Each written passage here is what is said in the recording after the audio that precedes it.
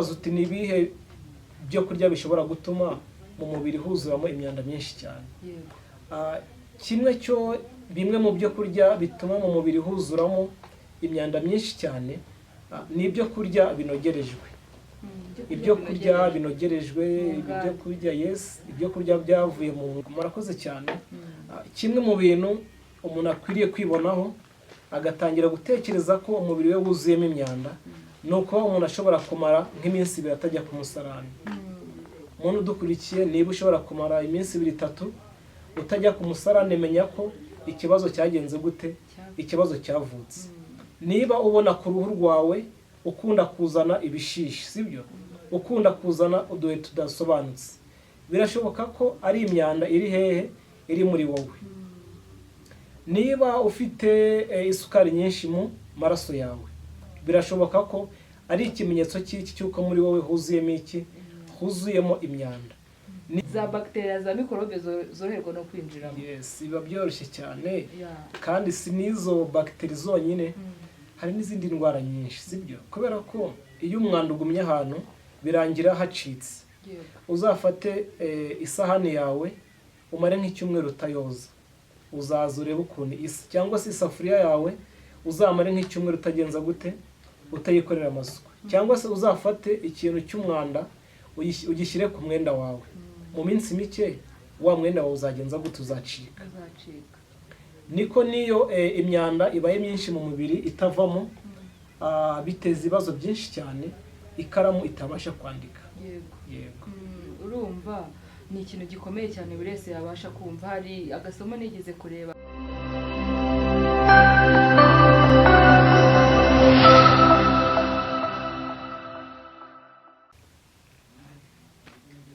nongeye kubasuhuza, nongeye kubaha ikaze mu kiganiro cy'uyu munsi.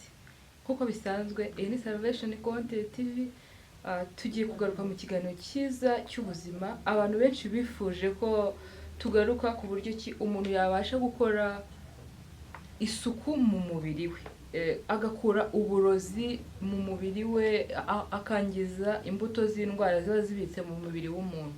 Mbese umuntu yabasha kubyikorera. Uyu munsi nicyo kintu tugiye kuganira, bana natwe mu gihe kinini kitarambiranye. Turakwakiriye aho uherereye hose mu mpande z'isi, ukaba wumva ikinyarwanda, ukaba ukunda gukurikira ibiganiro byacu tugaruka ku buzima. Njyewe Ndibyukusenge Honorine nk'ibisanzwe, ntago ndi njyenyine.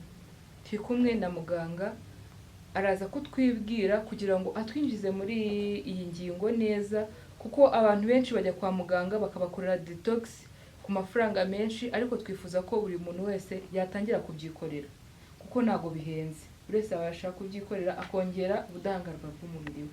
Tubahaye ikaze. Murakoze cyane kuba mutwakiriye muri Salvation Content TV.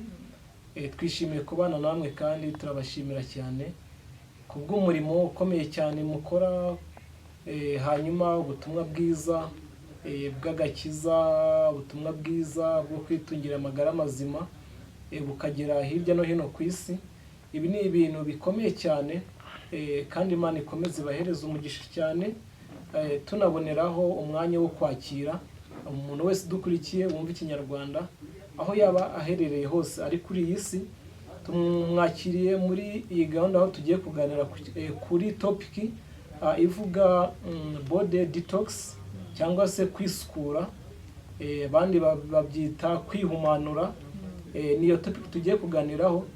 Turakuraritse ngo uze kubana natwe kugeza kino kiganiro kirangiye. Murakoze cyane. Urakoze cyane. Urumva impamvu nifuje ko iyi ngingo tuyiganiraho mu buryo bwimbitse.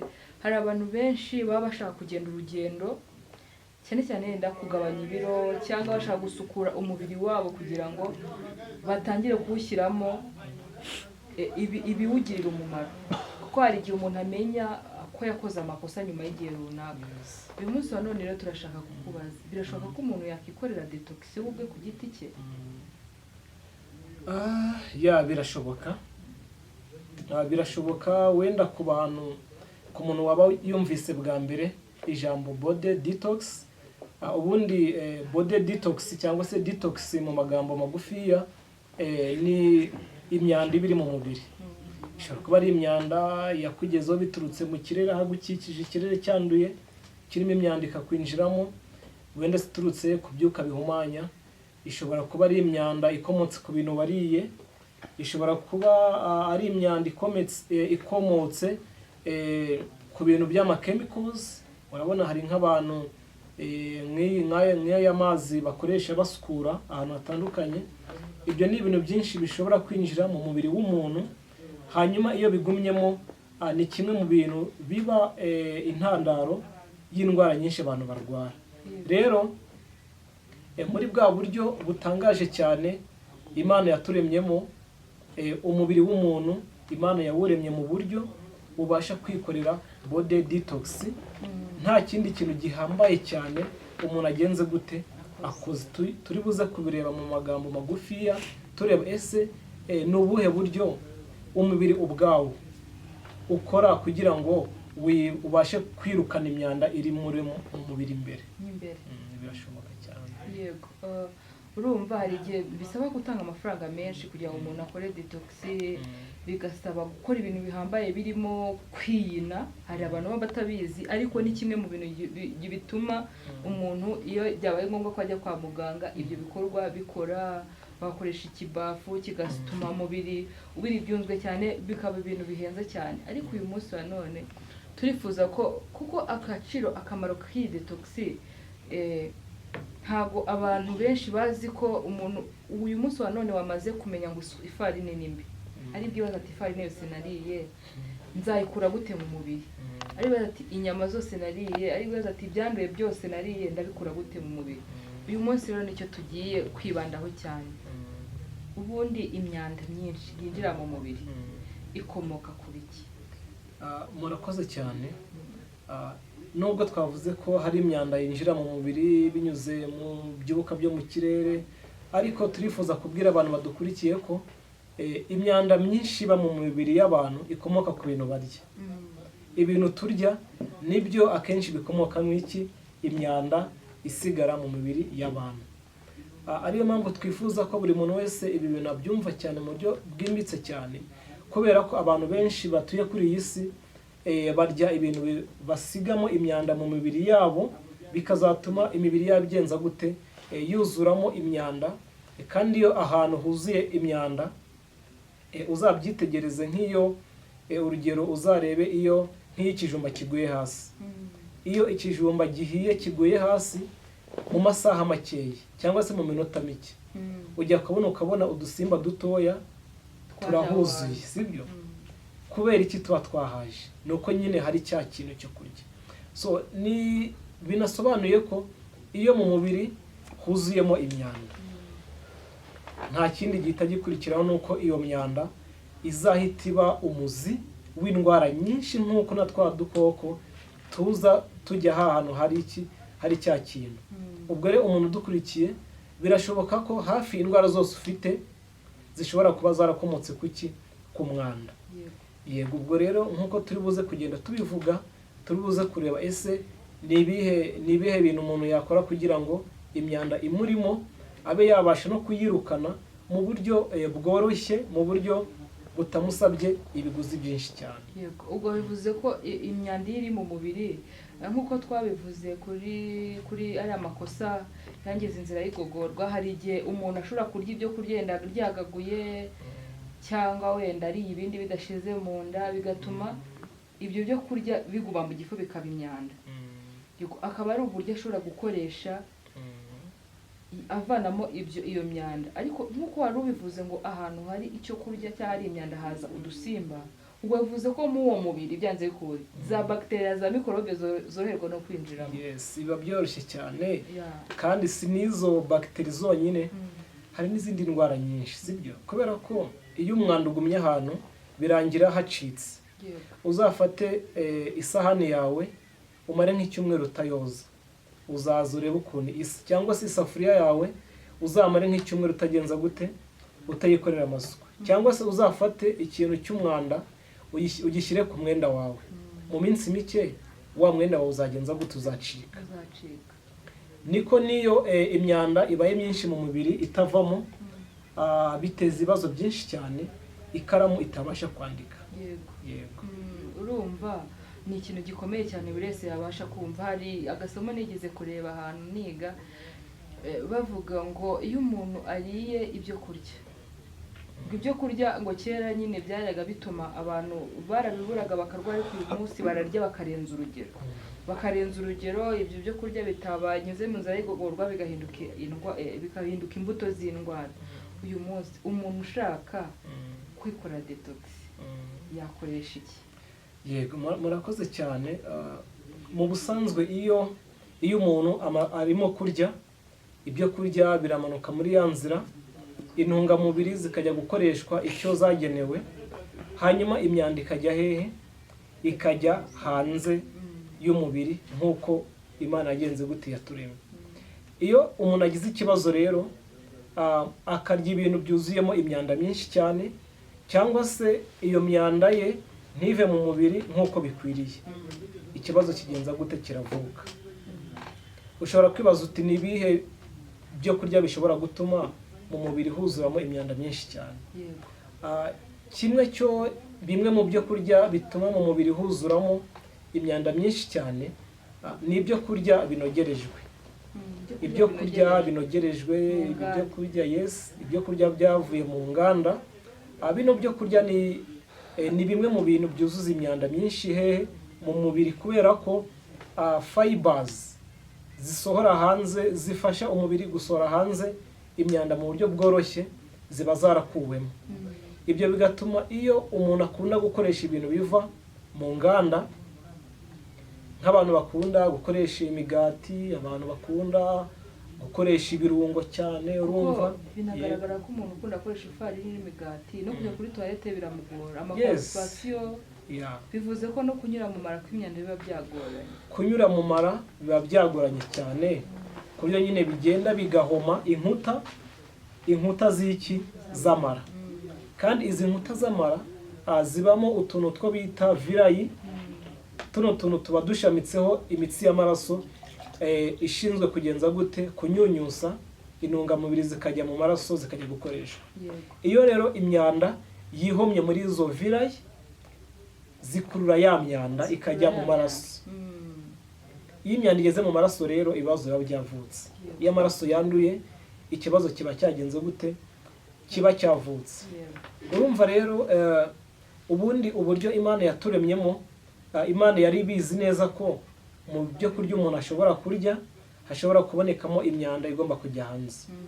Ariyo mpamvu Imana yaremye ingingo zishinzwe akazi ko gusukura. Urabona mu mijyi dutuyemo, cyangwa se n'umuntu udukurikiye mu mijyi utuyemo, ujya ubona ko habamo amamodoka ashinzwe kuza gukusanya kuza gukusanya imyanda. N'uyu mubiri rero Imana yashyizemo ingingo zishinzwe gukusanya imyanda ikajya hanze. Aho dusangamo umwijima. Buriya umwijima udufasha mu kwirukana imyanda mu mubiri. Dusangamo impyiko, dusangamo uruhu, dusangamo buriya inzira y'ubuhumekero nayo yirukana imyanda hanze, n'izindi ngingo nyinshi zigiye zitandukanye. Izi ngingo rero iyo zidakora neza, imyanda iguma hehe? Imyanda iguma mu muntu. Ugasanga umuntu afite ibibazo bitandukanye. Iyi myanda igumye mu mubiri ni izihe ngaruka umuntu ashobora kwibonaho akavuga ati ariko umubiri wanjye ashobora kuba harimo imyanda myinshi, nkwiriye gukora detox, ntayikora nkapfa? Yego, murakoze cyane. Kimwe mu bintu umuntu akwiriye kwibonaho agatangira gutekereza ko umubiri we wuzuyemo imyanda, ni uko umuntu ashobora kumara nk'iminsi 2 atajya ku musarani. Umuntu udukurikiye, niba ushobora kumara iminsi 2-3 utajya ku musarani, menya ko ikibazo cyagenze gute? Ikibazo cyavutse. Niba ubona ku ruhu rwawe ukunda kuzana ibishishi, sibyo? Ukunda kuzana uduhe tudasobanutse, birashoboka ko ari imyanda iri hehe? Iri muri wowe. Niba ufite isukari nyinshi mu maraso yawe, birashoboka ko ari ikimenyetso cy'uko muri wowe huzuyemo imyanda. Niba ufite ibibazo byose waba ufite, yaba ibibyimba bitandukanye, ibibazo by'amaso, ibyo ni bimwe mu bimenyetso bishobora kukwereka ko mu mubiri wawe harimo ikibazo gikomeye cyane ko ukwiriye kugenza gute gukora detoxification. Ubwo rero hari ibintu Imana yari yagennye igihe yaremaga umuntu byagombaga gutuma umubiri wisukura kandi utanabizi wowe, utanabizi ko umubiri uri kugenza gute urimo kwisukura. Ikintu cya mbere twifuza kubwira abantu ni ikintu cyo bita ibitotsi. Buriya iyo umuntu asinziye mu buryo buhagije cyane bituma umubiri wongera kugira imbaraga zikomeye cyane zo kwirukana imyanda iba yagiye ijya mu mubiri w'umuntu hakiri ku manywa. Twavuga nk'umwanda wo bita hari protein bita amyloid. Iyi ni protein yirukanwa mu mubiri iyo umuntu yagize ikiruhuko gihagije cy'ijoro. Iyo iyi protein igumye mu mubiri kubera ko umuntu ataruhuka mu buryo buhagije, ni cya gihe uyu mwanda w'iyi protein utera indwara yo bita Alzheimer. Ni indwara ikunze gutuma abantu benshi bibagirwa, ugasanga umuntu afite imyaka mike cyane ariko aribagirwa cyane. Bishobora kuba byaratewe n'uyu mwanda wakugumyemo bitewe nuko utajya ubona ikiruhuko cy'ijoro gihagije cyo kugenza gute cyo gusinzira. Detox ni umuti wo kugira ibitotsi. Yes, wo kuruhuka. Ndavuga ubwo detox ni umuti wo kuba umuntu yakira kwibagirwa bya hato na hato. Yes. Yego. Akandi kamaro ka detox mwadusangiza akandi kamaro, amazi buriya aradufasha kwirukana imyanda muri twebwe. Nk'uko abantu benshi murabizi ko amazi tuyifashisha twiyuhagira imibiri, twoza ibyombo, dukoropa amazu yacu. Amazi aradufasha koza kwirukana imyanda iri hehe, iri muri twebwe. Birakwiriye rero ko buri muntu wese udukurikiye akwiriye kugira umuco wo kunywa amazi buri gihe. Amazi ahoraho bikaba umuco we, kuko amazi adufasha kugenza gute kwirukana imyanda iri muri twebwe. Hari abantu muganira akakubwira ko azanywa amazi ari uko yarohamye, ariko mu by'ukuri uyu muntu aba yibeshye cyane, kubera ko aba ameze nka wa muntu uhora arira ku isahani itagenze gute itogeje. Nta kabuza uyu muntu azahura n'ibibazo byinshi cyane bishobora no kuzamugeza ku rupfu. Ubwo rero kunywa amazi ahagije buri gihe bidufasha kugenza gute kwirukana imyanda muri twebwe. Yego, ubwo bivuze ko umuntu ufite bya bibazo utangiye kwibonaho bya bibazo byo kwibagirwa cyane, uruhu rwe hariho utuntu turi kuzaho tudasanzwe, nyine ari kubona ibimenyetso bidasanzwe, ashobora gutekereza ko mu mubiri harimo umwanda. Ashobora ubwo biba byarenze ko kwisukura k'umubiri biri karemano byarenzwe ku bushobozi bwabyo, akongera ibigero by'amazi anywa. Yes. Akibanda ku mazi yahe. Amazi adufasha cyane gukora detox ni amazi ashyushye. Amazi buriya iyo umuntu abyutse agafata nka litiro bitewe n'ibiro upima y'amazi ashyushye, rwose uba ukoreye umubiri wawe akazi gakomeye cyane. Uzarebe niyo umuntu agiye koza isahani, iyo akoresheje amazi ashyushye imyanda iva ku isahani vuba cyane ugenekereje nuko yakoresha amazi agenze gute akonje. Sinzi nawe warabibonye. Narabibonye cyane, n'abadukurikiye barabizi. Iyo isahani iriho nk'amamesa, amavuta y'amamesa kuba yazi, ugashyiraho amazi cyangwa n'ibindi byo kurya biba byamatiriye ku masahani, amazi ashyushye abikuraho vuba. Nuko bimeze no mu gifu. Wari tubwiye ibintu bibiri bishobora gukora detox abantu batajya bitaho cyane. Ikintu cya gatatu ni iki? Ikindi twifuza kubwira abantu bifuza kugira imibiri yabo ituzuyemo imyanda, turabashishikariza gukora ikintu cyo bita imyitozo ngororamubiri. Buriya iyo umuntu akora imyitozo ngororamubiri ni kimwe mu bintu bihereza umubiri imbaraga zo kwirukana bwangu imyanda iri mu mubiri w'umuntu.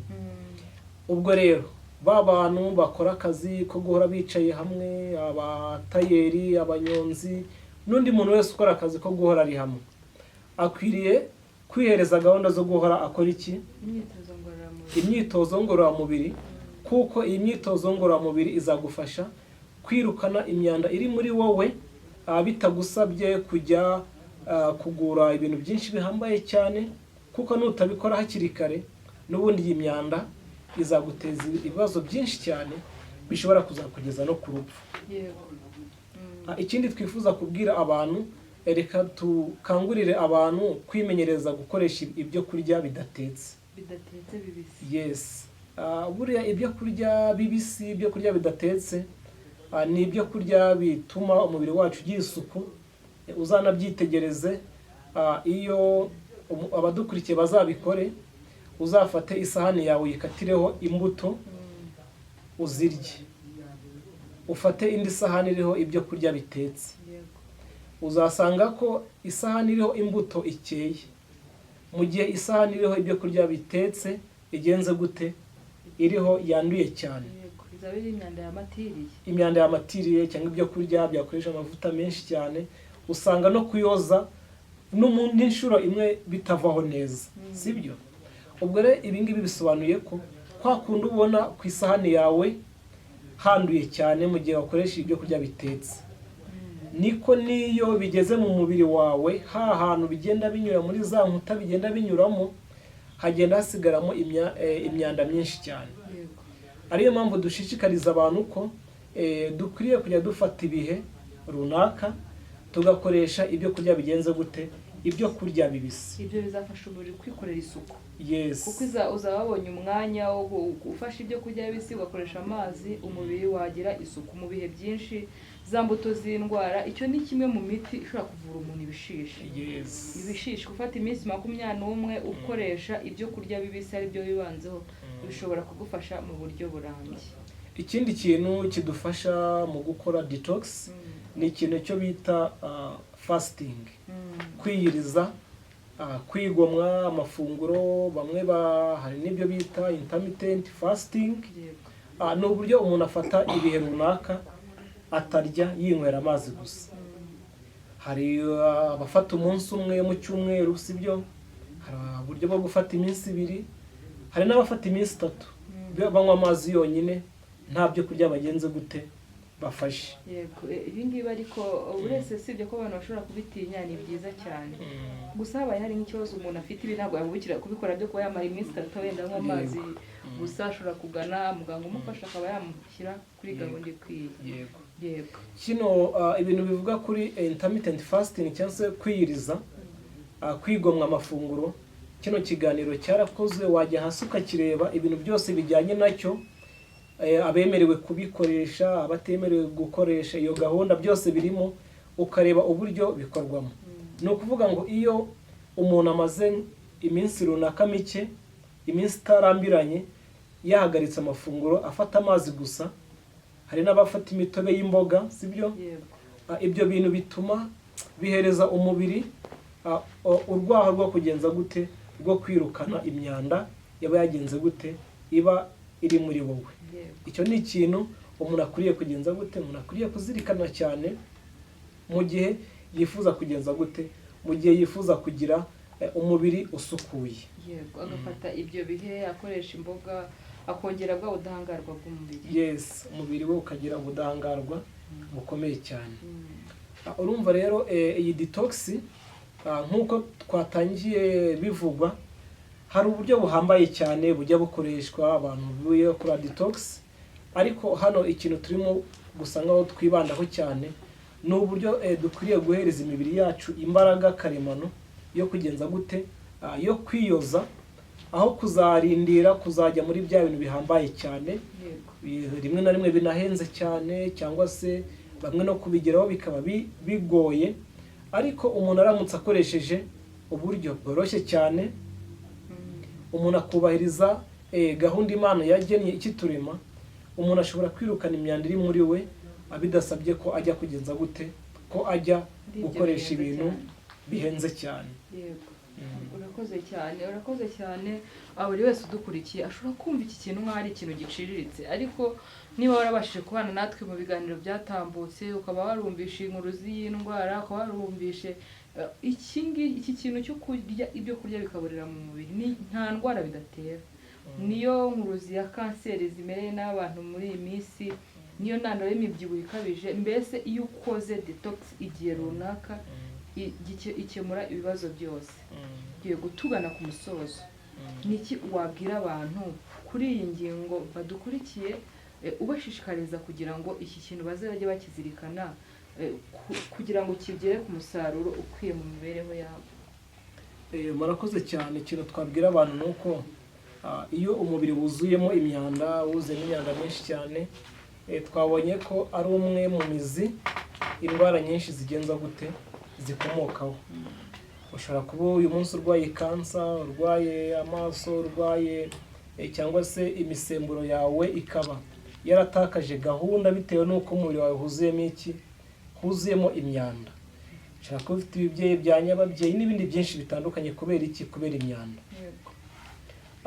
Turifuza kubwira abantu ko kubahiriza amategeko y'ubuzima turimo kubabwira, cya mbere cyo bizatuma umubiri wawe ugenza gute, ugira isuku.